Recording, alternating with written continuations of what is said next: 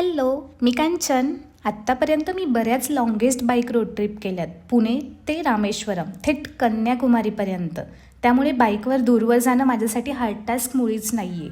म्हणूनच की काय मागच्या वर्षीपासून रखडलेला आमचा उज्जैनचा प्लॅन आता कुठे पूर्ण होतोय. पुण्यातून उज्जैन जायचं म्हणजे 650 ते 700 किलोमीटर जावं लागणार. सकाळी 5 वाजता निघायचं असं ठरलं, पण नेहमीप्रमाणे घड्याळाचा काटा चुकला आणि आम्ही 6ला पुण्यातून बाहेर पडलो. आज काहीही झालं तरी उज्जैन गाठायचं हे पक्कं होतं. अहिल्यानगर, संभाजीनगर मागे टाकत धुळ्यात ब्रेकफास्टला ब्रेक घेतला. पण कोइन्सिडंट बघताय, हॉटेलही माझ्याच नावाचं, हॉटेल कांचन. हा हा हा. नाश्ता करून पुढे निघालोच तर सुंदर घाटवाटेवरून जाताना मज्जा येत होती. दुपार झाली तसं बॉडी ब्रेक बोलत होती, म्हणून मिल्कशेक पीत ब्रेक घेतलाच. तो तिथेच एक सुंदर महादेवाचं मंदिर होतं.